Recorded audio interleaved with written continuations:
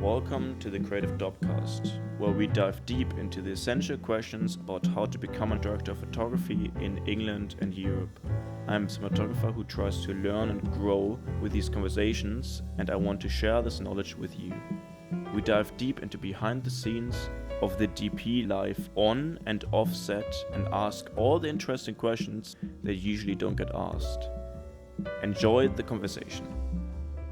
On the show today we have Harry Grunfeld, an upcoming DP living in London. His work goes from narrative to music videos and commercials. In my circles he's known as the person who shoots a lot on 35mm film. Welcome to the show, Harry Grunfeld. How are you doing, man? Yeah, I'm good, man. Thanks for having me. I absolutely hate hearing a recording of my voice, so I hope that I sound better than I sound in my head. But I'm good, man. I've been quite busy recently, which makes a nice change. I feel like I've come out of retirement, but my brain is like slightly cranky today. So if say anything deeply moronic, I'm going to blame it on my tiredness and not on my slow thinking. But yeah, I've been good, man. Thanks for having me. It's Yeah, exciting amazing. times. Amazing to have you on board. I've seen a lot of your work on Instagram. We worked on one set together, so I thought I'd bring you on. It's really nice. Hell yeah. Yeah. And you're This, incredible. this is great. Big help. How was your recent week? Like, did you were away, right? I was away in Spain, yeah, like 3 weeks ago on like a ridiculously midlife crisis motorcycle trip with three mates. We went to all the spaghetti western sets, like out in the desert in southern Spain, which is really cool. We went to where they shot like Good, the Bad, and the Ugly, and Once Upon a Time in the West, all like the Sergio Leone films, That's which was amazing. sick. And then yeah, really fun. And then I came back, and then been on quite a lot of jobs, which has been good. Like a lot of different types, a lot of shorts, and a lot of music videos, and they've all been really fun. So yeah, it's been good. Some cool Amazing, briefs. man. So, you're DP. Can you quickly, just for everyone, just elaborate what kind of DP work you usually do? Yeah, so I haven't been DPing that long. I was doing and I was sort of I like started camera training and sort of did that route a little bit quite quickly. Probably a lot of people say too quickly. But now I've shot commercials, editorial, short films, and music videos. So I guess the whole mix. I've never shot anything bigger than like a TVC commercial. Nice. And The how real did you work. basically got how did you got into filmmaking in general? Yeah, that's a good question. I think I've always absolutely loved films. I've always loved watching films. I've always been a big cinephile, but I felt there was a slight disconnect. I felt like it was an unachievable goal. So I went into photography. I started shooting skateboarding when I was like 14, and filming my mate skateboarding, which feels like quite a natural progression for so many DPs. So many I've spoken to have come from that, from filming skateboarding as a kid. But I started doing that. Then I got really into photography. Then I started shooting film when I was like 15. Fucking loved shooting film. Um, and from then on in, just like had a camera wherever I went. Got my first like MGU2 and I fell off my bicycle in front of a charity shop and saw it in the shop window, and went in and bought it, and it was like a love affair from then. And since then, I've had like 14 MGU2s, and every time I break one, they get more expensive, and I get more sad. But now I've got like four spare. I like buy it on eBay and like keep them in my closet just because I know I'm going to break the next one. But yeah, so I've been shooting lots of stills, and then I went to uni and studied fine art photography. And a year in, I was like, "Fuck, I should have studied film." I saw the people studying film. I think I was like in a really pathetic, immature way. I was terrified of like sort of like collaboration and teamwork. I think photography's at the beginning is like a far more independent craft, and I think I liked that control. And then suddenly I realized that actually like it's all about collaboration. That's like the most exciting time. And that's when you really learn. So I started just hanging out with the film department all the time and getting inducted on all their kit. Started taking out their Arri SRs, shooting a lot of film at the time, shooting 10 by 8 and 5x4 stills film.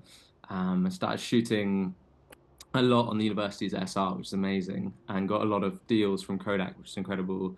Um, and then, uh, God, this is a long story. You sure you want the whole story? No, I'm yeah, like already I want bored. to hear it. I want to hear everything. Okay, cool. Okay, well, I feel like so I started shooting the SR a lot, and for my final graduate film, I shot a short film on the SR. Annoyingly, the fuse blew after like the first day of shooting, No. and I had to shoot on my iPhone, even though I had thousands of feet of film, which I got a deal on.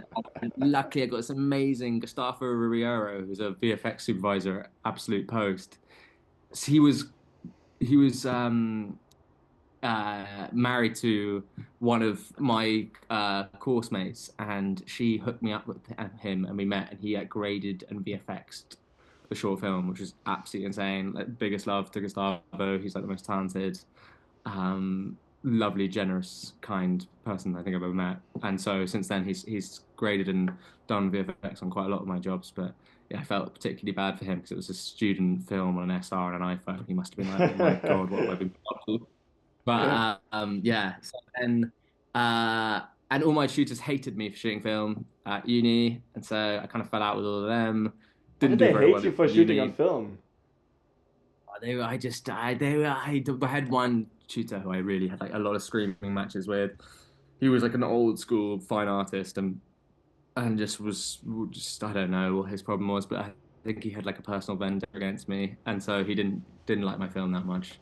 Maybe the film was just quite bad, to be fair, but that was kind of the vibe. So I left kind of a bit confused. Tried to be a photographer after I graduated for like a year. Had a bit of luck, but just wanted to work in film. I think I'd like got my um, I was kind of chasing that high of shooting on the SR again, and somehow got a job from a friend of a friend of a friend running on Gangs of London season 1, and Oh did a wow. load of dailies in London. And on my first big set, first time seeing a film production, and then I got taken out to Wales and lived in Cardiff for a few months, working on that production, and then I quit because I couldn't hack it. I just found the whole thing. I was a terrible runner. I was so stressed all the Yeah. time. And it was like super toxic. It was kind of a crazy dynamic because I was one of two runners on this whole huge production. And so my responsibilities were just like quite vast, and I was like deeply underqualified for everything. But it was a baptism of fire, and though I don't agree with that the bar industry, I think that's not how things should be handled. It was helpful because I got like the set etiquette and I understood how things worked much better and felt a lot more confident and capable. But I still quit because I couldn't be bothered to handle that level of stress for Yeah. that long. I just couldn't hack it. So I quit, made friends with some people on set, started working for the director's assistant, um, Alistair, this really lovely guy. He took me under his wing and I started ADing his short films. And from that, I did loads of ADing, was a useless AD, but really enjoyed being there. And then I suddenly was like, what am I doing? I want to be in the camera department. So I messaged a guy called Kofi Richards, who was the camera trainee on Gangs London. He's on Bravo camera, I think. And I messaged him, like, dude, please give me a job as a camera trainee. Like, I'll do anything, I'll go anywhere, I'll do it. And the next day, he was like, yeah, Kushti man, come to Leaston Studios. Be here at like 8 a.m. Come to this set, drew me a little map. He's like, you're going to be on this production called Red Gun. And I was like, oh, what this? I was like shitting myself. So I drove there on my motorbike the next day, got there at 8 a.m. And he was like, got on the camera truck, and Kofi was there. He was central loading. He was like, okay, take this thing. It was like a block battery, like to the studio, and put it on a like a little cart with wheels, like a Magliner. Yeah. And so I went in, and it was the throne room from House of Dragon, Game of Thrones. Whoa, I wow. literally like jaw dropped, shat myself, Oh my ran god. back the camera truck, and was like, what the fuck? What have I done? And so that was my first induction, and I was with Charlie Camera, with Nick Crew and Niall Daly and Aaron Rogers, and they were amazing. And I was so green. I literally didn't understand how anything worked, or what like a camera was, or what a receiver was, what a matte box was, or what like a nothing. I didn't know what a cine saddle was. I was like clueless. And luckily they kept me on. They just like kept me on because I think they were like, bless him. If he's here for a week, he's not going to learn anything. So they kept me on for dailies for quite a while. Um, and then I just got transferred with Charlie Camera. They went on to Matilda second unit at Oh, Shepperton Studios, and then they took me on to the Nevers as dailies of the Nevers, this HBO production, and there I stayed for like 6 months as a camera and then DIT trainee, and literally had such an amazing time. Learned a load, felt more comfortable around cameras and big sets, and sort of decided after that I would leave and try and get into commercials as a trainee, and got picked up by a DP called Josh Williams. He was like an incredible mentor, took me on loads of jobs, started putting me as a second. And then I was like, damn, I want to try lighting. So he started getting me on lighting trainee jobs. Started training a lot for the gaffer called Holly Map. They were incredible, so like confidence inspiring. And then tried to get more lighting work. And then I basically crashed my motorcycle and broke my leg. oh, And was like, I was so annoyed. I was like, I want a DP. This is the time I want a DP. So I shot a film on a Bolex I bought online for like 100 quid. I directed and shot it and got like a great relationship with Kodak. And from there, just started shooting like loads more films and just got super lucky with what I shot. Managed to bag some cool jobs, and here I am, like a year and a half later. So that's amazing. yeah, it's been a bit of a whirlwind, but it's been sick. That's my story. I'm not sure I really said the whole thing out loud before, but it's quite a funny whirlwind of complete confusion. Not a linear path, I'd say, but I sort of make it up as I go along. I think no Yeah. filmmaking path is a linear path, to be honest. They're all like going left and right, Yeah. and you get hired, cross-hired from someone like out of nowhere. It's like, yeah, it's always like just Yeah. opportunities come in, you take them or you not, and then you just go and go on crazy ride somewhere. Yeah, it's all just luck. And I think the most important thing is it's like being a vibe on set, like getting along with people. Like I was such a Yeah, shit. I still am quite a bad assistant. Don't still hire me, no, sorry guys. But I still assist now because like you still got to pay my way. Like if someone offers me an assistant job, I'm going to take it. If someone offers me like a sparking job, I'm going to take it. Like there's there's like a I think there's a thing in the industry where people pretend that they don't still do those jobs, but it's bullshit. Everyone until they get to a point has a side hustle. Um, but like I think like I'm just really grateful for all the people that like hired me and kept me on, and like I think you just really want to get on with people and enjoy it as well. I think no one wants like a stressy number on set. So yeah, yeah, I no, think that's the 100%. vibe. No, that's amazing. You're Um, like known for yeah. like being the guy in my circles now as the guy who shoots on 35 millimeter film and 60 millimeter film. The DP basically that you get when you want to shoot on Wow, 16 I'm or in 35. circles. That's incredibly. Well, that's that's very humbly and touching that anyone's talking about me. That's quite unexpected, but yeah, but that's kind of what I've been going for. I fucking love shooting on film. Yeah, And there's a part of me that hopes I don't get pigeonholed entirely because I also love shooting on digital and find that super exciting. But um, yeah, that's pretty cool. I mean, I've just been super lucky. Like, I think I've always shot on film. I've always like when I was a photographer, I'd always shot on medium format and 35 and 10 by 8, 5 by 4. I've always been like fascinated by like hand processing, hand printing.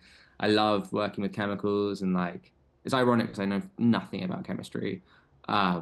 Like I understand how there's like different printing and processing techniques, but I'm not a very scientific person.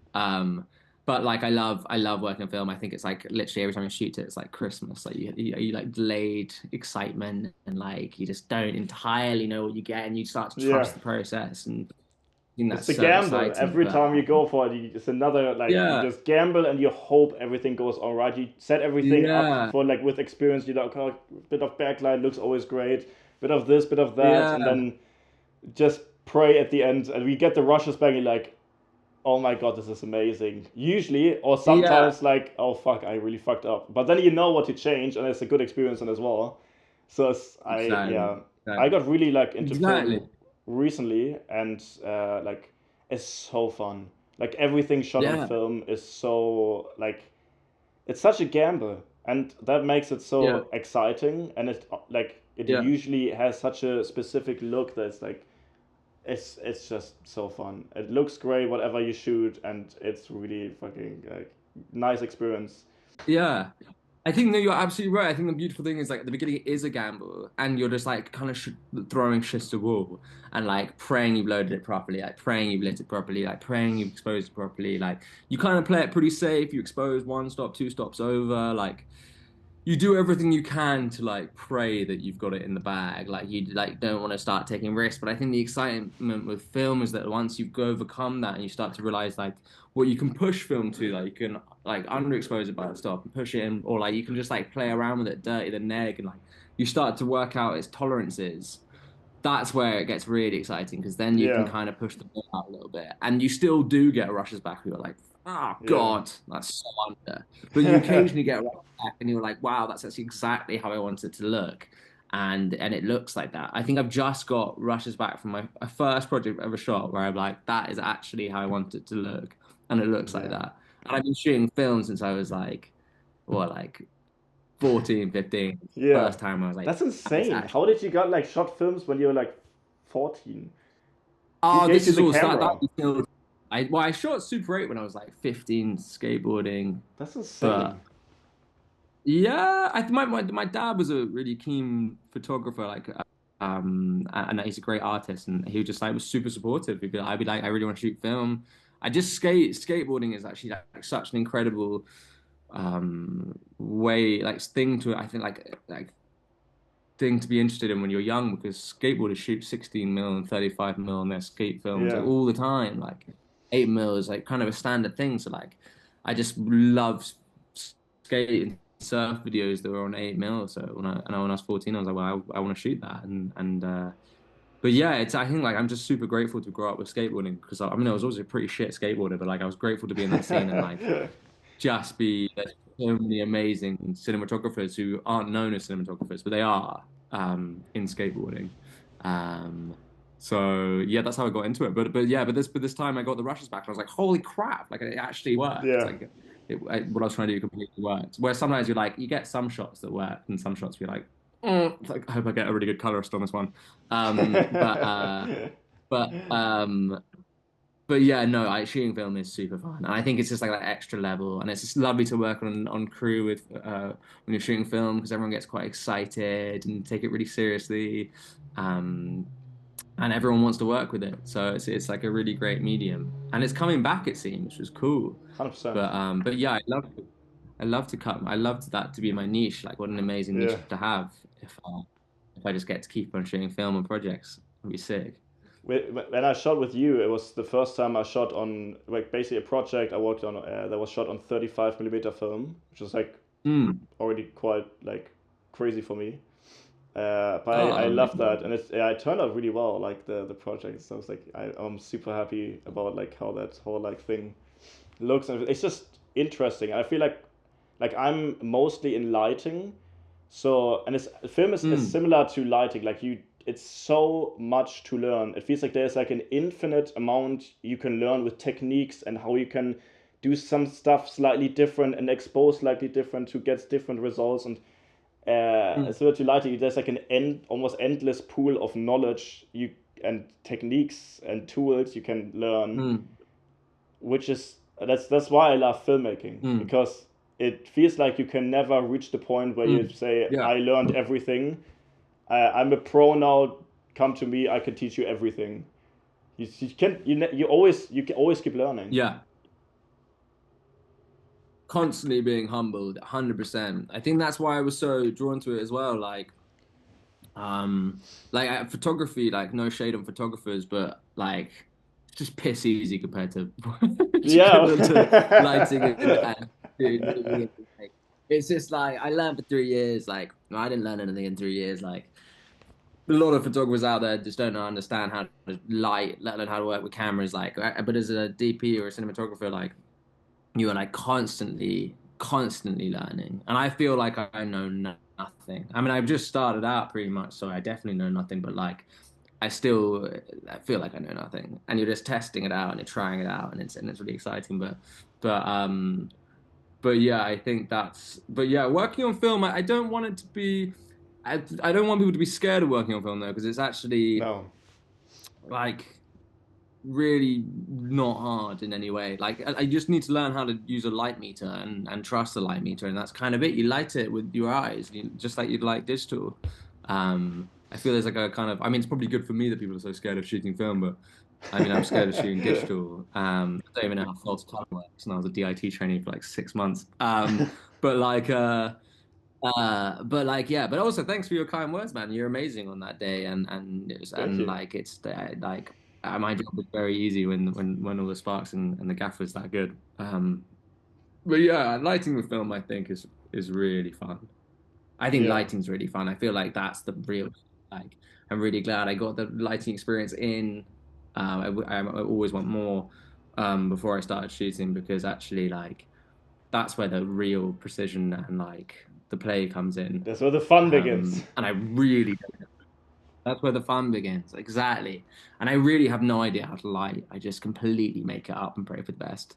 Well, Um, most people don't. I and it think it's usually works. just experience. I Like think you that, just know, yeah, you yeah. realize over time what kind of works, and then you just go with that, and you just build it Mm, like more and more. And I feel like, but that's with 100%. everything with filmmaking, right? So it's experience over time. Yeah, yeah, yeah, yeah, yeah. And I think it's super instinctive. Like I think it's really instinctive. And I think like I didn't know what key lights were or hair lights were or fill were or I didn't know any of that when I started like DPing, but you kind of do it anyway because it's what makes sense. And I think like I think it's actually really good to not know how things work sometimes because otherwise you can get quite formulaic and risk averse in the way you shoot. I think like as long as something looks remotely like it's replicating life. Like if you've got a light, then you kind of have to show the source, or if you can't show the source, you got to give the viewer a hint of where it's coming from. But like, I think it's really important. I feel like when I started photography, I had no idea what other photographers took, and I like seen some William Eggleston books or Stephen Shaw books, but like those were old, Yeah, masters. And I really liked the photography I made when I was 17 because it was pre social media. As soon as social media came in, I was just trying to replicate what other people were trying to shoot, yeah, and my work like wasn't as good. I don't think kind of suffered. I think now I've got Instagram and I'm constantly looking at other really talented DPs. I start to watch what they do, and I think sometimes it's dangerous that because that's where like the fashion comes in. You can see when like the Lauer 12 mil came out that like everything turned to yeah, wide. Like everyone wanted like yeah, the widest zero distance shots, like steady cam shots, like close in, and before that it would be like crash zooms and like there's a real yeah, fashion I think that goes when shooting that people will follow suit and I think sometimes it's really important to not look at other people and then look at and try and stick with these like quite fashionable lighting setups. yeah. I think it's cool to do your own thing. Maybe I'm just chatting. I sometimes feel like I just love the sound of my own voice. I really don't know if that was of any value. No, that was I'm great. rambling. Yeah, no, Okay, cool. that's why I'm doing this. So we just like see really like your thinking progress about like specific like things, and this is like what is really important. Like social media is like to not too like getting too stuck in the idea and copying everything you see, and instead of like I mean, Yeah, there's nothing bad with copying stuff because you can never one to one replicate the thing, and it will always be different, and then you change like have different challenges, and it will become your own thing anyways. But uh, yeah. still, like a new like getting in and just having your own idea and just wanted to try new things is like yeah, through social media that kind of got lost a little bit, right? Yeah, 100%, 100%. And I think like it's amazing in one way, but it's so crippling in so many other ways. Yeah, Because not only can you feel like you're completely overwhelmed with what other people are doing, you can feel like you're not working enough, or you can feel like you're. It's not good for the mental health. It's not good for anything. Like it should be utilized. Like in my dream world, I'd just unfollow everyone. And if mm. people wanted to reach out and work with me, that'd be amazing. But like, I think just like constantly going on your stories and seeing people shooting is like not a good thing for your headspace. Yeah, And I 100%. know a lot of people who struggle with that, feel like they're quiet, and other people are busy. I think it's just like a dangerous game. But I think it's amazing. So, I mean, today I saw the sickest fucking thing. I saw someone had shot a music video, a short film, Yeah. on an FX9 with like a 645 rehouse like medium format lens, and they shot it through the back of a 10 by 8 plate camera with Oh like a wow. load of old 1940s large format glass. And it looked insane. Like I don't even know. They had like handheld rigs and like tracking movements, but the camera Yeah, must have been like FX9 and then a whole 10 by 8 bellows camera on the front. And it looked just like incredible. I think seeing like things like that, like being exposed to things like that, you're just like, holy crap, people are still yeah. thinking about some really cool shit. It can be used as an inspiration in this way. Oh yeah, 100%. I was like, that's the dopest thing. Yeah, definitely. It's not all doom and gloom, but I just think that like there's elements that are just like not constructive and just make you feel like you're paddling in a big pool. But Definitely. uh but yeah, I did think that was dope. I was like, damn, that looks really cool. I don't know how they do it. I'm gonna message the fuck as you managed to rig this. It's too sick. Are you doing this often? Like, if you see something you like, you just message the person on Instagram and just ask them, like, "Hey, how did you do that?" Yeah, I do that a lot actually. Because I get stoked by people. I think I Yeah, quite like be excited by people. Like I think it's a really good thing to do. I think people love to hear from other people when they've done something cool. And yeah, I think, definitely. and it's actually I've talked to someone who I think has done something sick. Like, yeah. So I do message people, and I have quite a lot of Zoom calls with random people just to like get stoked by them and get inspired. Yeah, I think that's a really important thing. I think like it's such a big thing with DPs and egos, which I yeah, like loathe. People can be really snooty with other people, and I think like the whole point in every other artistic circle is about support, yeah, and there's some amazing DPs. Like I don't want to say that I'm like a saint because there's I've DPs have like helped me more than I could ever help them, or like there's like there is a lot of love in this industry, but there's also a lot of competitiveness, and I think in this competitive world we're in right now, where everything's a bit fucked, I hmm, think it's a good time to be like sharing these ideas and like sharing this yeah, content rather than being like judgmental or standoffish. Um, yeah, because at the end of the day, it's an artistic community. yeah. One thing I realized, like, I think like a year ago, is like even like the biggest DPs usually don't have like an insane amount of followers because they're still like not actors or like directors. If they're like even like like one of some of the biggest DPs, they have like I don't know 10K followers, 5K followers on Instagram. And if you Mm. just reach out to them and they see Mm. like what they're saying, then they often respond and like you can ask them questions and see like they respond. You can like chat to them and Yeah. they're like completely open. You usually think like oh yeah, it's such, like filmmaking is such a like you are up there. How can I ever reach you? I cannot even like no. You can just reach out to them. You can just text them and ask them like how they did that and it's like it's everything is like it's not that 100%. far. Yeah. Yeah. I mean, that's all I do. That's how you network. That's how you talk Yeah, and get excited by people. Just reach out to them. And I think like the irony is that the biggest DPs probably is the easiest to get a hold of because they're probably twiddling their thumbs between TBCs yeah, and long form. So they're probably chilling for a lot of that time. So like, yeah, definitely. I'm a big advocate. If you're gonna like fall for all the shortfalls of social media, like rinse the advantages, and yeah, you're in this world where you can see someone in like small town Idaho shooting some crazy shit on like a four perf Russian camera and like a rodeo, like message them and be like, how the hell did you do this and what did you use and what was your idea? Like it's shrinking the world in those terms, and I think that's like super exciting. yeah, I've messaged loads of DPs recently who've just been like, "How did you like what yeah, like amazing, congratulations, like sick." yeah. Um, And that's how they also then see you. They see your Instagram. They're like, oh, this guy's like messaged me below. It's like let me just quickly look what he's actually doing. You see a filmmaker as well. yeah, What does he do? And then it's just like yeah, opening up the yeah, idea of 100%. like, oh, you actually, I like your stuff too. Yeah, yeah, definitely. And it's also like I feel it's a really weird industry in terms of praise. Yeah, Um, which I clocked the other day. Like I feel like when you're on set, you're never really told that off when you're doing a good job, and you're like never really complimented, and you know it's you produce something. It's a bit of a flash in the pan. Like you'll post it up on Instagram, and people will be nice, and then it will go, and you're on to the next project. Whereas I think if you're a painter or a photographer, you might exhibit your work, or you might sort of there's other ways to like leverage high like you know that you've done a good job in those terms. And I think it's really important in social media to like if you see something to message them because you probably assume they're probably getting loads of love, but not always. And I think that's what it's all about is if someone makes something moving, you wanna tell them that.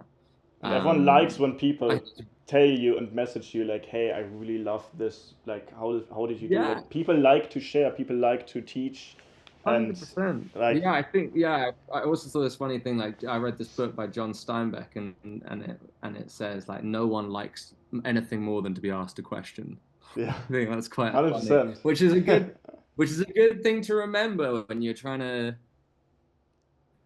talk to someone new. Is just ask them a question. Like I think that's always a really good in.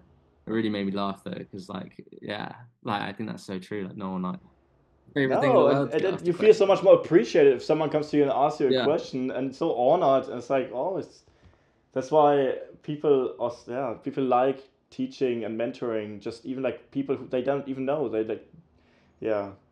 But like, it's yes, so cool. Do you get a lot of work through Instagram?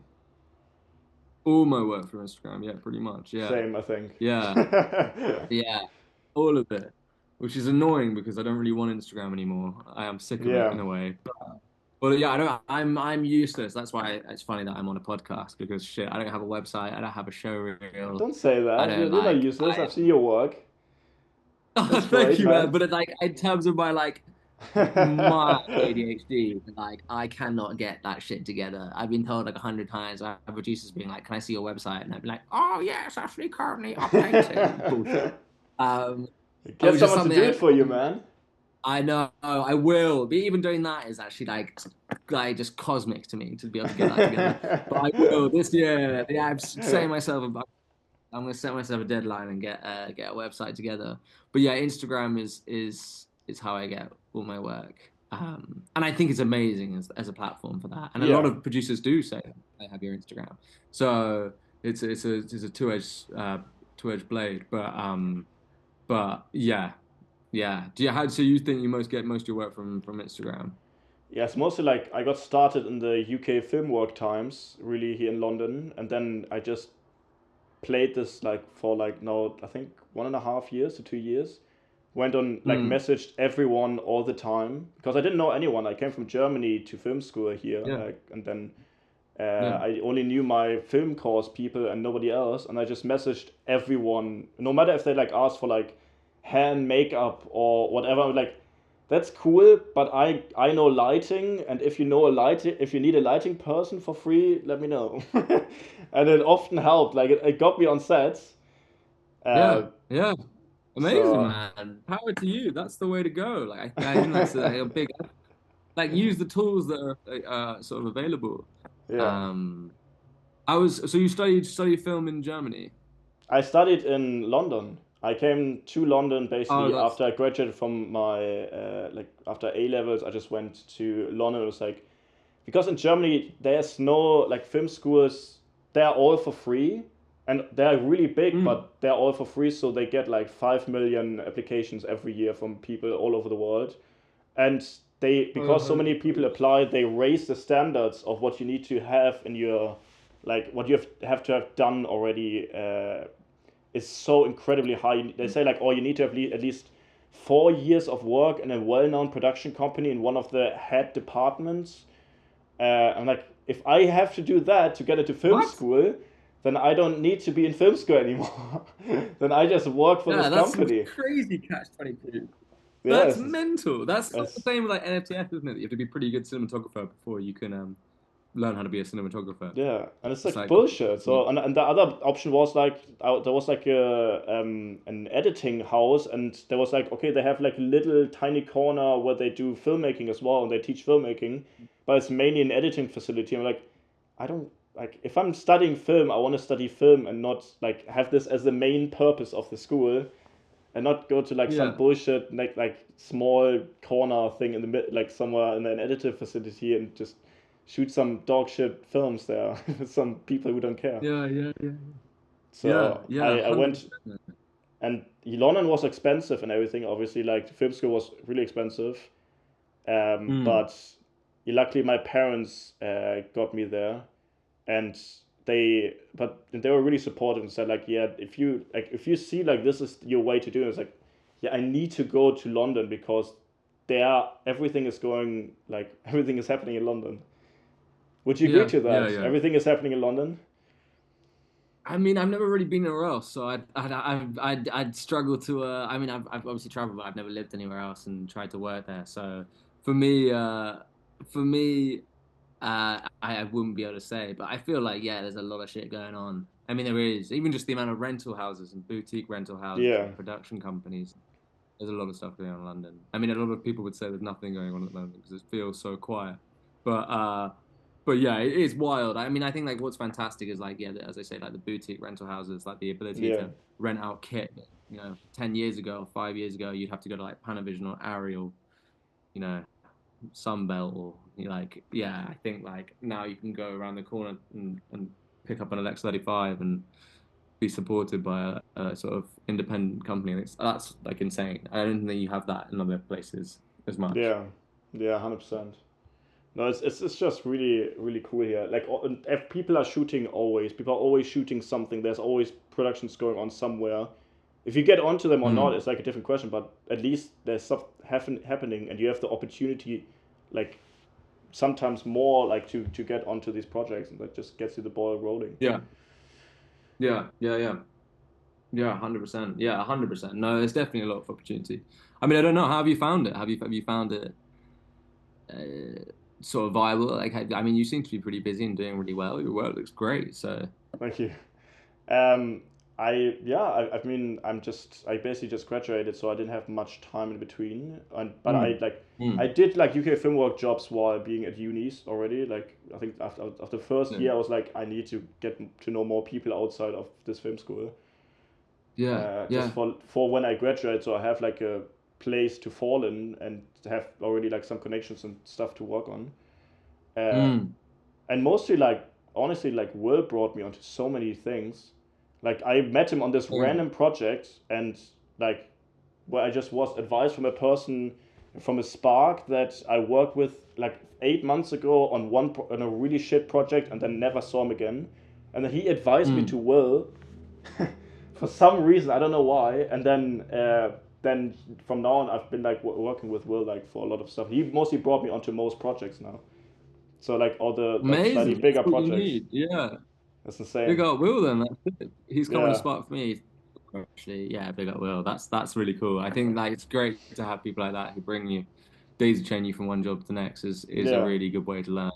Yeah, amazing and good that you did that at uni. Like I think that's one cool. I mean, there's many cool things, but film school's good for getting students out straight away into the world of work, so that you do have that network when you graduate. yeah. You know, some people. Well, you say that, but they're like I think they're like five, six, maybe 8 people who are still doing like film stuff. From all the other people, I only hear like they're going somewhere else and they're trying to study something else. Like 50 people in our course, I Whoa, think like 8 people are only staying really and actually doing what stuff the at the heck? moment. Really? Yeah, it's Oh insane. shit! I mean, that's the state of the industry as well, though, isn't it? There's no work. Yeah. But what uni was it again? Sorry. London Film Academy in Fulham. Right. So, 8. Fucking hell, that is a bit mad. yeah. But yeah, I mean, sometimes after graduation, people do go home and chill for a little while. I mean, hopefully they'll be back in the game soon enough. Yeah. But it is scary. That's not a great start. God damn. God damn. Um, I think it's now good to just. I would just ask you some questions, a bit more like to your personal life and how you like prepare for shoots and stuff. So, okay. oh yeah, So about 5 how inches. how do you prepare for shoots when you know you have like a couple of days that you're going somewhere, and like how do you really prep your days before to like really get in the habit of like being able to shoot for a couple of days? What do you do? I I call up my GP and I get my subscription of beta blockers. And then what would I do to prep? Uh, that God, it's so you're saying if I don't have a recce No, if or you might had a recce or anything, but like more like just your personal stuff. Do you like pre-cook, or are you doing special laundry before you go to shoot? Like, do you get all your stuff sorted, or do you have a do you eat healthy? Do you what do you do? So something you special you do oh, I see what you before mean. shoots? Is there anything special I do before shoots? Okay, so I mean, what I do before a shoot is just have as many calls with the director as possible and the Yeah. crew, anyone who's involved, who I need to check with beforehand, and just really get a hold of references. I'm like quite a visual person. I'm not great when it comes to like written direction or like yeah, I just try and understand references. I find it so helpful when a director sends me loads of visual references, even if like they're paintings or like stills from other films or like anything. Like I just really like the more I have of that, the more confident I get. And I think I find it really helpful to sit in with the gaffer and the director and we just go through the shot list and just put together a lighting plan. Like I'm not like a regimented kind of guy. Like I probably Mm. don't sit down my iPad and sketch out every shot list, but I will go in knowing what I would like to go in knowing. I do often not go in knowing, but I'd like to go in knowing like at least like the reference, how that's going to be delivered, like the minimum we need to achieve that. And then I feel more relaxed. I feel like I think it's basically before you prep, you just want to do everything you can to feel like you're not going to be stressed in the day because you want to enjoy the shooting day and you want to want to have fun. And I think if you know the look and you feel like you're in agreement with the director and you feel like you kind of ironed out any of the like the confusion that might be present on the day, then I think that's the best way. And I think references and just a strong lighting plan and having a chat with a gaffer and going Mm. through it and being open to suggestions and like obviously I'm not going to know as much as the gaffer, so like I'll throw in what I think it could be lit like, and if they have anything they think would be far more practical or far more efficient or more interesting, then like I'm totally open to that. I think that's really So important to this have that so dialogue and you not think you know. Yeah, so you give the gaffer basically you make a rough lighting plan yourself with like kind of what you Mm. imagine. Do you also give like a little like a kit list of what you like to have on set? Are you Yeah, 100%. Yeah, I'll talk, see how much budget we have, see who's supplying the kit, see what yeah, kit they have available, and talk to the gaffer and see if they think there's anything that's sort of more practical or easier to utilize. I feel like I lead pretty hard with the lighting plan. I think like I probably have a full lighting plan and then run it through with a gaffer. okay. Um, but like that's not always the case. It totally depends on the gaffer as well. Um, and then yeah, I go through it and go like, what would you do? Do you think this is the right way to do it? Do you think there's Yeah. anything other that hits the requirements better? Do you think that like for these references, do you think there's something that would be more practical or more? Yeah. So I think that's like but it always totally depends. There's some gaffers out there who are like really technical and just there to sort of install your vision, or there's some gaffers who are really creative and like, well, that's a cool idea, but have you thought about this? Yeah. And both are like a real pleasure to work. But yeah, I think that's kind of the way I go about it. And then I think what else do I do? I mean, then I think about what lenses I want to use, and How do you approach I mean, I'm that? pretty. Do you have like a list of comparison of Um, lenses that you go to like for specific looks? Like I found recently a YouTube channel that has like loads yeah, of different lenses where you can literally watch the different kind of like effects of each lens with the exact same setup and exact same lighting and yeah, everything. Do you have something like yeah. that, or how do you? That's the one in California, isn't it? What's the Yeah, I think we think of the same one. Um, Yeah. Well, I mean, Unit Bag have been absolutely incredible to me, and obviously like sponsored my career fundamentally. I usually what I do is go and look at what lenses they have, and I see. then Do from you that test I them there? decide. And I don't think I've ever tested a lens in my entire fucking life. Like so uninterested in testing lenses, which is really bad. But as you say, like if I want to know what a lens looks like, I just look on YouTube, and then I'm like, well, that's kind of sick. Or I do some reading. Or the biggest, most helpful thing is seeing what your favorite films are and what lenses they used on that. Yeah, Like, and then you go, well, I want to have that look, so I'll use that lens yeah. and that camera. And I think that's kind of my go-to. I usually watch a film and go, what the hell was that shot on? And I think like, well, I'm probably not going to test that. Occasionally, I'm at the rental house and I pop it on something and see if it looks nice. But I've never gone to a rental house and done a lens test. I just find it so boring Fair enough. and so like stifling and like Yeah. so unstable. Definitely not always the best idea, and I probably should learn to be better at that. But I don't often prep a lot of kit. I'm pretty last minute with things. I think if I had a big commercial or a big job, I definitely prep. But like I think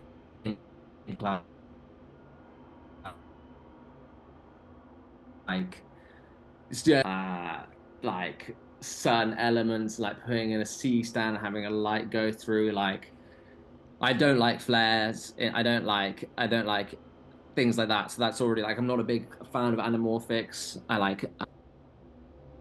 I think I'm quite specific. Like usually I kind of know what I like. Like I love my favorite lenses at the moment are either the original Series 3 and 2 Cooksby Panchros or like Mm. Canon FDs rehoused or like K35s. Like I love vintage spherical glass that's like has lovely artifacts, but it aren't too crazy. But and I kind of know what they're quite reliable lenses. They're not too sort of mental. Yeah. Um, so that's kind of how I go about things. But the main thing I do is just look at a film, see what that shot on, and be like, well, I want that look, and that hasn't really Well, gone wrong yet. that's nice. Um, And you basically you learn then the lenses like on the shoot. You see like, oh, this is the lens I use for this, and this is the lens I use for that, and you like, but I like yeah, this look for this. You just learn it in practice, yeah. basically, right? You basically learn in practice. What I'm not saying is the right way to approach it. I think Yeah. there's a lot to be said about lenses correctly and really working out. And I think if I was gearing up for a feature, I wouldn't be so ad hoc with it, and I really would go and test lenses and really work out exactly what my needs are. But I think if you're shooting lots of, if I'm shoot, I'm let's say I have like 3 music videos in a week or something, I'm not going to have time to prep and Yeah. test like that. And I think there's something really fun about trying as many different lens test cases as possible and on a job and seeing really like firsthand like how they behave. Of course, Yeah. there are issues that arise from that. I recently had a job where I shot a music video on 16 mil and I was using an Optex 4 mil and I stupidly didn't test because it's a fixed focus lens.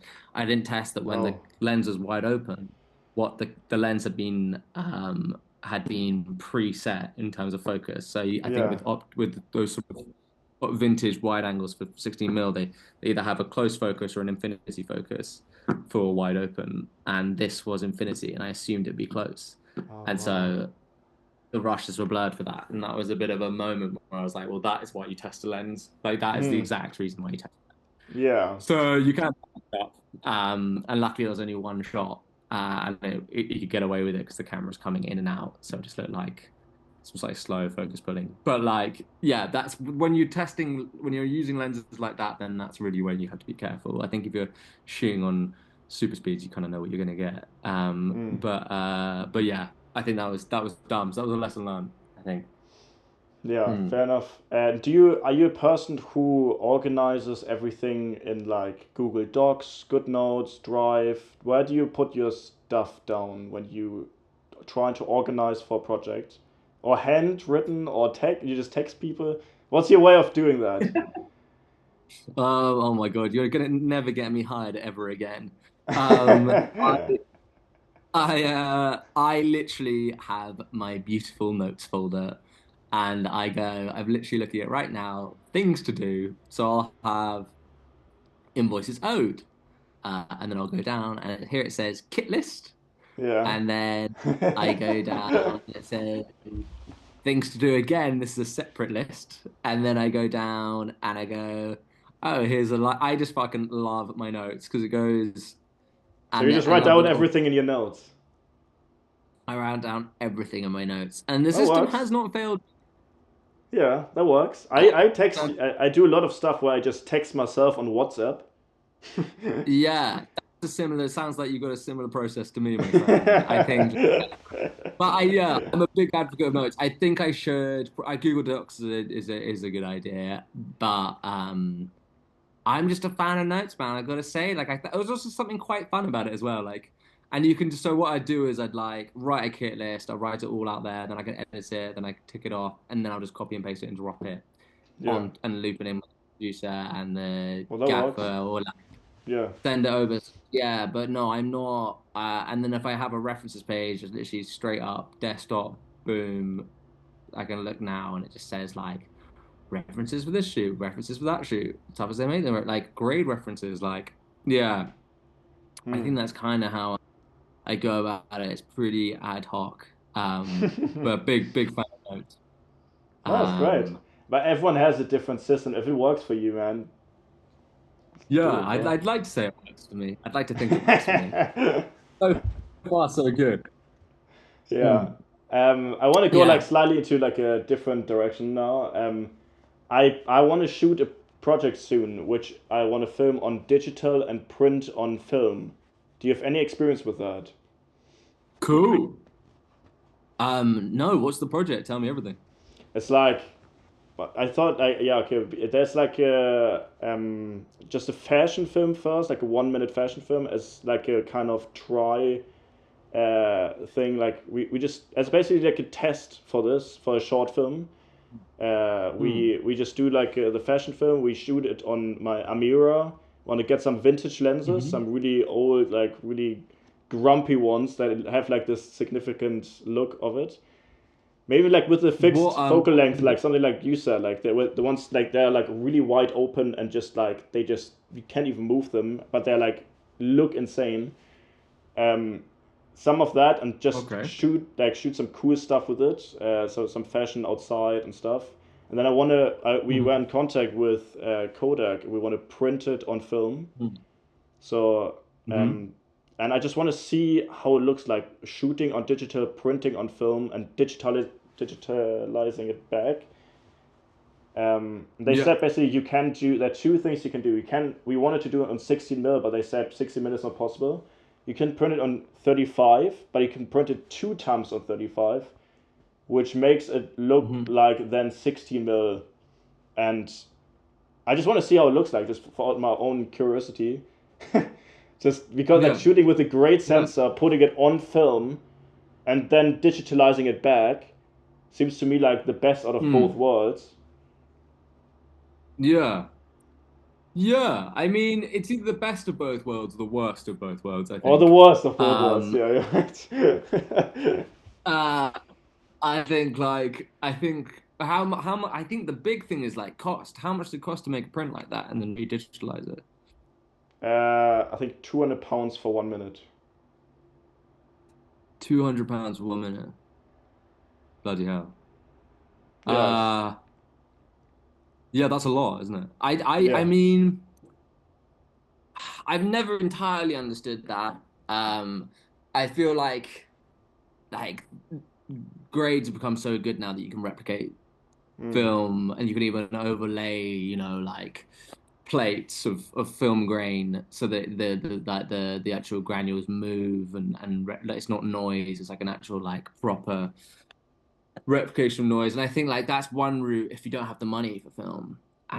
And they're great and they're almost indistinguishable. And it's I think that should be celebrated. That's really cool. It's cheaper. It's like more democratic. And then there's shooting on film if you've got the budget. But But I think is it cheaper to shoot on film? Like I would need to rent out a well, camera, lenses, and get the film stock and develop it. I think it's more expensive at the end yeah, than true. printing it. No, it is more expensive, but no, that's really true. But I think that yeah, I think you could probably possibly pull. Yeah, if you really want to shoot on film, you could. I mean, you could shoot on a. Yeah, no, it's a good point. No, it is true. I don't know entirely. if it's worth 200 quid. Me neither, but Still that's why I want to like, test it. yeah, but maybe that 200 quid you could put on like set design or like a groovy filter or like, you know what I You have the mean? Like kind there of could be you, other use. yeah. Sorry, what? Like I just think, yeah, I do totally get it, but I just think that like it's so subtle, and I think sometimes with those things like who are you doing it for? The audience aren't gonna know.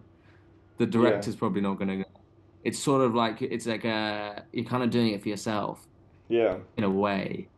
I sometimes just think like I don't know. I don't know. I'm not a fan of that film Fair enough. that that pro You're the that you true that believer process. in shooting with the film camera. Yeah, If you or shoot shooting film, digitally is really a good grade. I just think yeah, that weird little goop I haven't really like worked out a usage for yet personally. fair enough. Um, but at the same time, like do it and see and make your own opinion. And I'd be really interested to see as well. I'm excited to see. Um, but I just think, yeah, it doesn't quite, you know, get a grader and give them, instead of giving them a freebie, give them 200 quid. That's fair enough. That's That might be it's a bit. totally like That's maybe the that. That's completely fine. Like yeah, it's like but yeah, I just it's like a like but nice yeah. little experiment for me and my flatmate. We want to just try it out because we like just love the film look, but we don't have a film camera, and Mm, we just like thought like we searched it up on YouTube and stuff. And there's like no information about anything of that. Like it seems like quite a like mm, unheard of thing to this point, which is kind of mm. exciting to me because of that. Like I just want to like test something that hasn't been done a lot. I think all the feature films, all the big films that Yeah, usually good do man. that, It is like exciting. they're all printed and stuff. Yeah, So this is just like a. It's not really. I want to do this from now on every single time. It's more like it's fun. yeah. You've got to experiment. I think do it 100%. I don't want to rain on your parade at all. Like if something excites you, chase it and do it. And you might absolutely love it and think this is what I want to do now. Like Yeah, I think that's really um I think personally I'm just a bit like I don't quite get it. But at the same time, there's loads of things I don't get. So no, that's just personal preference. I think that's it's sick. completely Like if you've fine. done the research, I think if you do Yeah, the research and you get gas, then it's just fucking sick. Yeah, I'm excited to see what you get. The only thing yeah. I would say is I don't know what print stock they use for that. And I sometimes, I don't know. That's what I yeah, need to figure I out. think it's like Yeah. yeah, because the one other thing is that I think that print stock is like a 3 ISO print stock, and so the grain is usually really fine.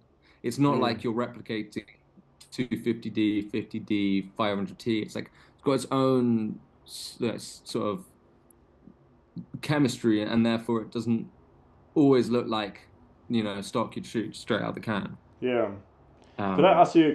Could you just explain a little bit about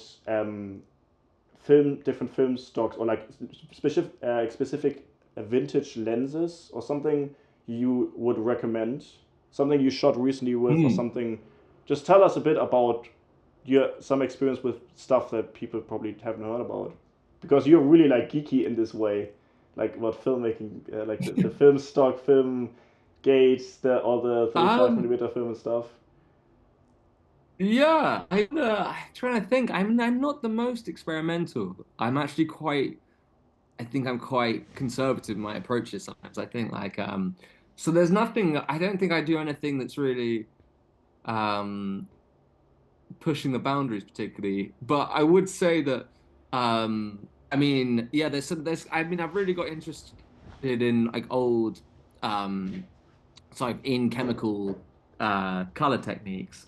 Um and there's a few techniques that I really am looking to explore. And Andy at the Kodak Lab is an absolute genius when it comes to chemistry, and he's been developing loads of really exciting sort of cross-processing techniques which can reinvent and reintroduce like loads of old chemistry um, and loads of old processes that before would have been it has been sort of like eradicated from digitalization and modern film processing. So that's something I really want to get back into, which I think is quite hard to Yeah. replicate in What kind grain. of but what exactly Um, is that does that do? Like you change it in like So if you yeah. Yeah. So there's a different process. If you shoot color transparency film, like X-Chrome, you can't use the normal process in the lab, and you have to change the chemistry and change the machine. Can't remember. It's not E56. It's something like that. And that's really costly, and they actually don't have one of those machines at Kodak yet. I think there's not many labs that do. I think Cine Lab do actually.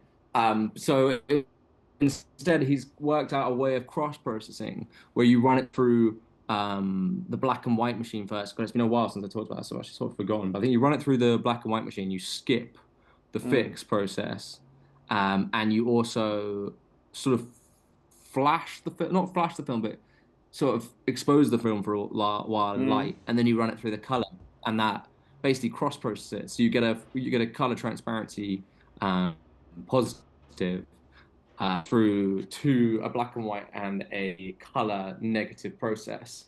Uh, and more steps than the regular process. There's more places in which you can experiment with variables. So it's not just temperature and speed. You can also experiment with flashing and missing steps. And in Mm. that way, and then those gaps in the process, you can introduce ways of changing the temperament of the positive itself. So you Yeah. can basically reintroduce certain looks that they used to be able to use when they played around with grading in the print format. So do you know about printing? Just Um, very roughly. I usually just submitted the film stock and then I got it back. Not really like I'm Yeah, not deeply into so printing. printing is kind of, well, printing is a lost art in terms of so digitalization is basically taking the process away of printing. So what you'd usually do is you'd process your negative, and then you'd run it, you re-expose it like you were just talking about with digitalization. You'd Yeah. re-expose it onto a separate positive stock, and that Yeah. would create a positive that you could replicate over and over again to edit with. But there used to be hundreds of different stocks of positive film that would be a print film. Uh, and that would all have a different color and texture. And then there'd be a load of chemistry you could use on that positive film that would change the color, change the temperature, change the density of the negative or the Yeah. positive.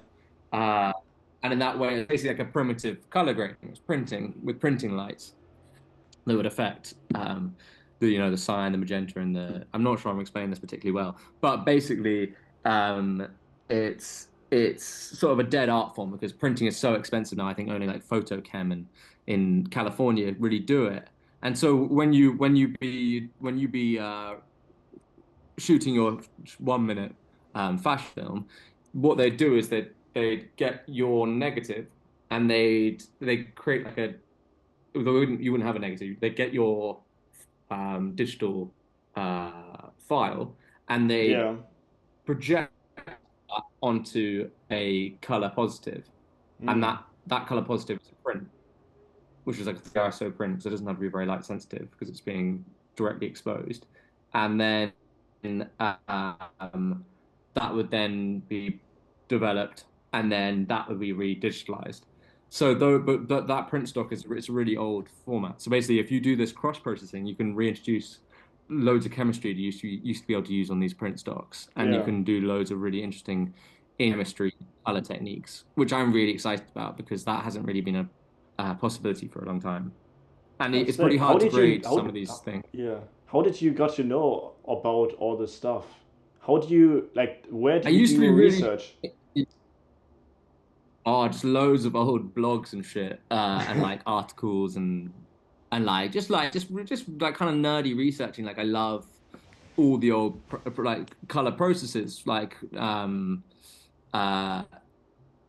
yeah, like there just used to be loads of really cool print stocks and loads of really cool printing techniques, Mm. and you'd be able to get some really incredible separation in colors. Like bleach bypass, you can still do because that's one of the last sort of like kind of pretty viable um, techniques when it comes to processing and developing because it's just kind of skipping the bleach stage. There used to be like hundreds of these uh, the techniques and processes that aren't really available anymore. And that's how you get incredible things. Like you used to be able to fog the film in processing or pre-processing, or you could push it and then pull it in a way that after you fogged it, you could like destroy all the shadows and get really milky contrast. And there's Mm. loads of really cool things that aren't really available to us anymore now that we've only got like one negative supplier and film supplier. And yeah, so I just did a lot of research, and I think it's really interesting to know what used to be possible and what you can still do now. That's sick. Like I find that this is so interesting. This is like the cool form of filmmaking where it's not like it's so old, but it's still like kind of new introduced now with better technology and stuff, and like reintroduced Mm. to people, and people start to now really want to learn more about it because it's just I don't know. It's just like photography, like film photography. It just goes like people want to do it more. It's coming Yeah, up. People yeah. love that. I think it's so worth. Like there's not much information about on YouTube. I think I watched every video shot, like every short film shot on film on YouTube that I could find. Mm. Um, Mm. there are not that many. Like people think that's like such a known thing, but Yeah, it's not that much information about that. And I think, yeah, like just hearing yeah. you It's a talk real about it is shame, so man. interesting. So one of my favorite photographers, William Eggleston, he used to use a printing process called dye transfer, and he took that from 1906 advertising, color advertising, and it's how you got these really rich reds and yellows and greens. Um, it's basically a way of printing where you divide the positive uh, film into three different emulsions. So you'd have red, like cyan, I can't remember, magenta, cyan, and green. I want to say green, could be wrong. And then you divide it into three different, basically like plates or like literally, what's it called? That plastic sheeting, and you print through that almost like a screen print, and you Yeah. get this like real, and that would create color negative. And so that was the same process used in Technicolor was dye transfer. And sadly, like basically, dye transfer printing is when William Eggleston passes, it will die with him. There's like one video on YouTube, and Technicolor Oh, is now not viable anymore because you need three different emulsion levels, yeah. which you just don't have anymore, not available. And there was a lab briefly in China who actually reintroduced Technicolor, but it's like a really fascinating process, and you can't emulate it. Even in a grade, you have to be seriously good at grading to try and emulate it because it's just like just film doesn't respond in that way. It's a completely different process of capturing color. Yeah. Um, I think there's a lot of really interesting stuff that like people are trying to hark back to. Like people are trying to bring back dye transfer printing in stills because you can't create a print like that Yeah.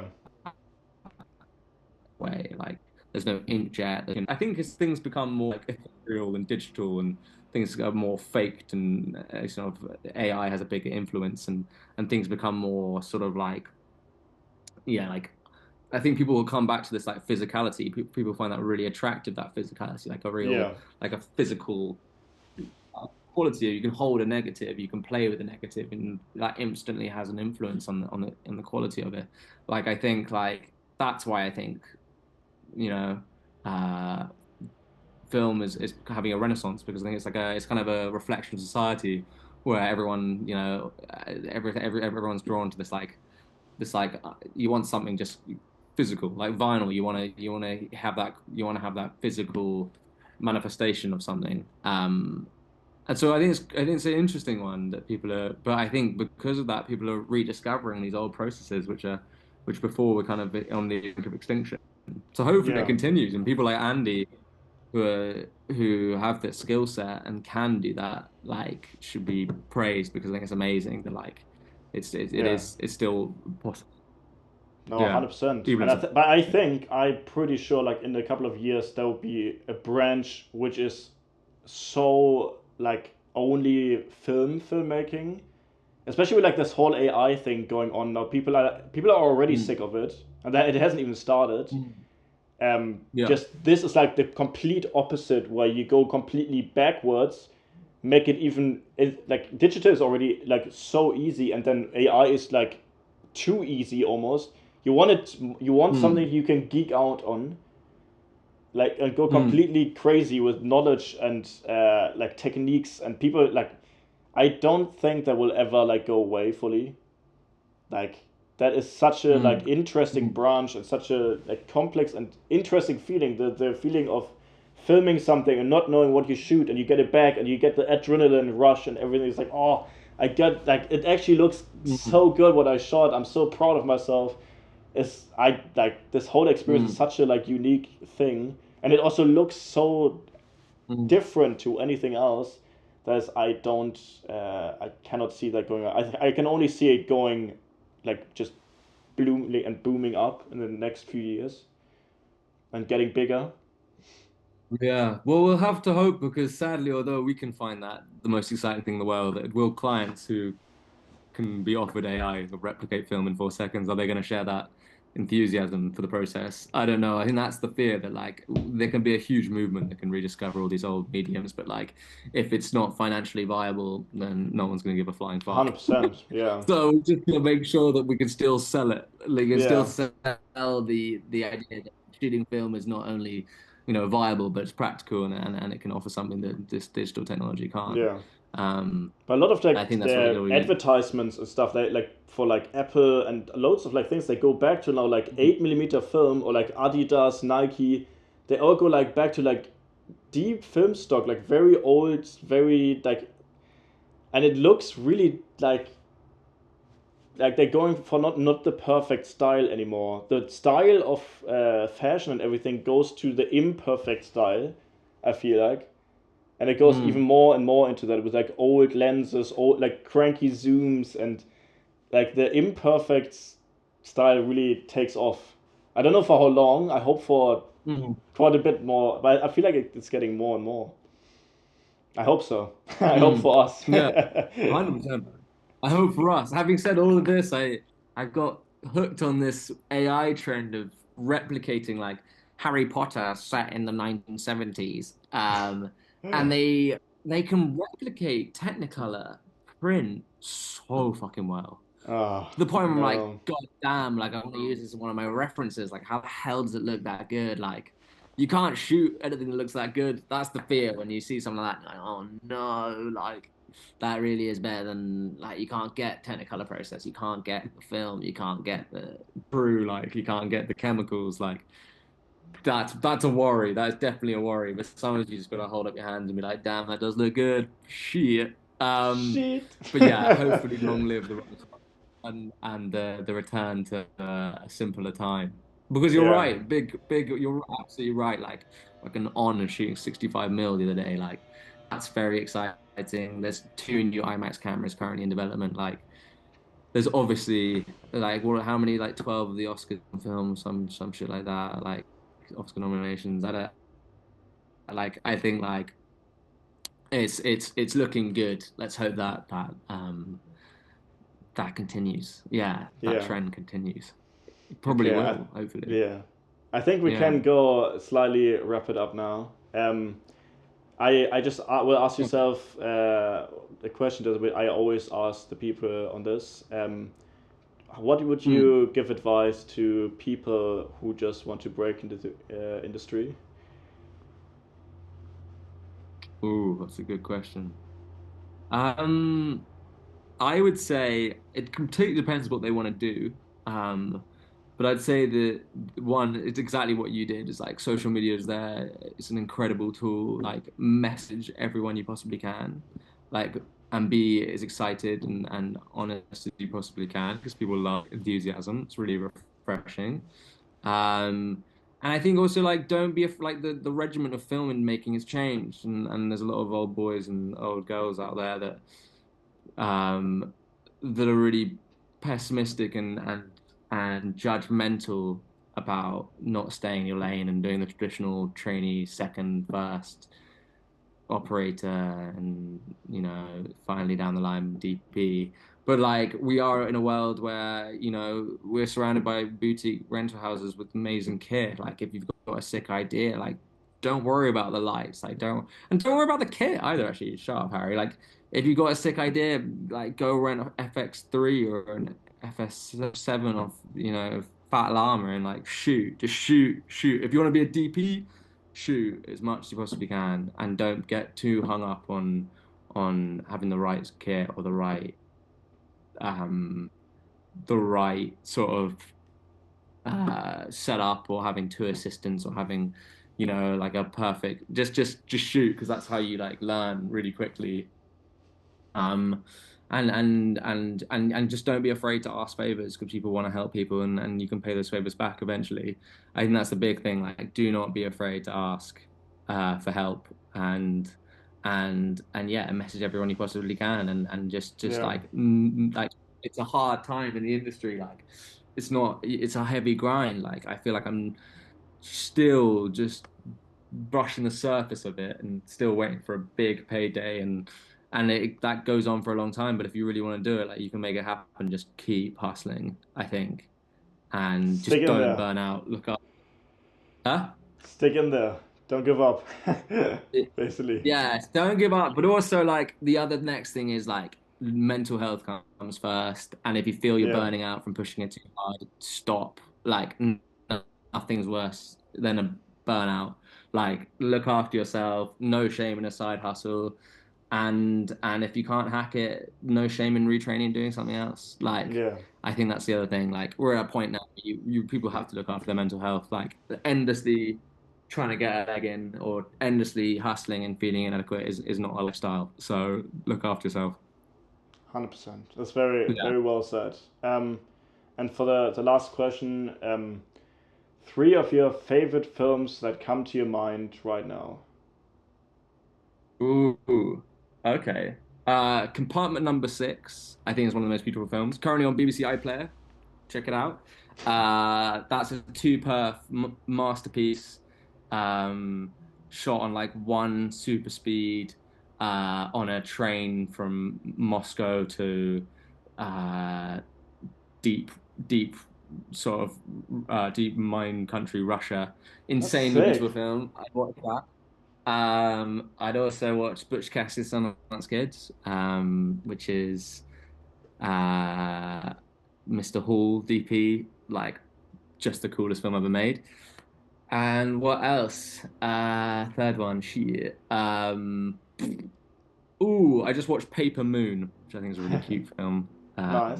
Which is a daughter acting duo, really cute. Check that out as well. Lovely bit of black and white. Oh, and Night of the Hunter. Just watch that, and it's incredible. Nice. So those are four Okay. films. That's fine. We take that. Where can people find Yeah. you? What would your three be? Actually, okay. Let me. It's actually, I grew up with Indiana Jones, so probably I Cool think film. the second Indiana Jones film. Um, yeah, I love. It's very. I love The Lighthouse recently.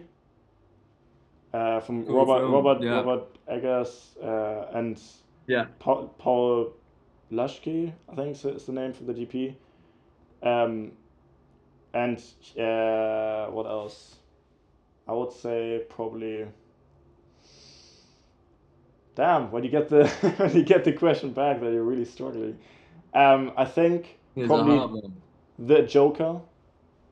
Love that film. Oh Like, yeah. it's so sick. Like, That's good. so That's good. fucking You good. gotta have at I was least one like, international film, otherwise you can get cancelled. it can be anything. It can be anything. I make the rules. Um, no, I love that. No, No, that there's film. that. I walked out of the Yeah, cinema and good selection. I felt like different. I walked out of the cinema. It was like the whole world around me was like blurry. I was like, what is happening? It took me like a few days to process that film. And it was such a like weird position of mind after leaving the cinema. I was like, what is happening? This is like, it was insane. But yeah, it was. They sadly, like, the Yeah. second one was just awful. So the DP work was great, but story Yeah, I was haven't even seen it. don't watch it. It will ruin the first one a little bit. So you're good with not watching it. But yeah, that's my selection. Thank you so much. Where can people find you? Currently at home vaping. So find me on Instagram. What's your name on Instagram? It's Harry underscore Grunfeld. It's that shape self promotion. Follow me and give me work. No, that's great. Okay, thank you so much. Have a lovely Amazing, day. man. Thank you so much for having me. It's been an absolute pleasure. Yeah, nice. And wait to see this digitalized print. I think it will look sick. Yeah, thank you.